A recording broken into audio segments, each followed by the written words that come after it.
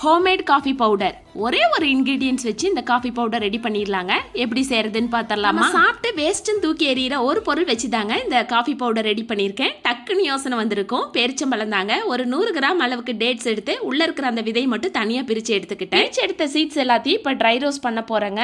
Iron கடாயாக இருந்தால் இன்னும் பெஸ்ட்டாக இருக்கும். ஸ்டவ்வை லோ ஃப்ளேமில் வச்சு விதை எல்லாத்தையுமே வறுக்க ஆரம்பிக்கலாம். கொஞ்சம் வறுபடத்துக்கு டைம் எடுத்துக்கும். கலர் பார்த்தீங்கன்னா ப்ரௌன் டு பிளாக் கலரில் சேஞ்ச் ஆகும். அந்த டைமில் ஸ்டவ் ஆஃப் பண்ணிட்டு ஆறின விதையெல்லாம் மிக்ஸி ஜார்ல சேர்த்து அரைச்சி எடுத்துக்கலாங்க. இந்த மாதிரி கொரகொரப்பா தான் அரைக்க முடிஞ்சிச்சு. ஃபைன் பவுடரா அரைக்கவே பவுடர் அரைக்கும் போதே வாச வீடே மணக்க ஆரம்பிச்சிருச்சுங்க. உடனே போட்டு காஃபியன் 3 டம்ளர் தண்ணிக்கு 1 ஸ்பூன் அளவுக்கு காஃபி பவுடர் சேர்த்து கரும்பு சர்க்கரையெல்லாம் சேர்த்து வர காப்பியாக தான் ரெடி பண்ணியிருந்தேன்.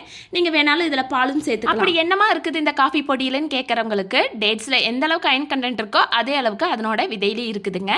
சுகர் பேஷண்ட்டுக்கு சுகர் கண்ட்ரோல்ல வைக்கிறதுக்கு இந்த காஃபி பொடி ஒரு பெஸ்ட் ரெமெடியா இருக்கும்.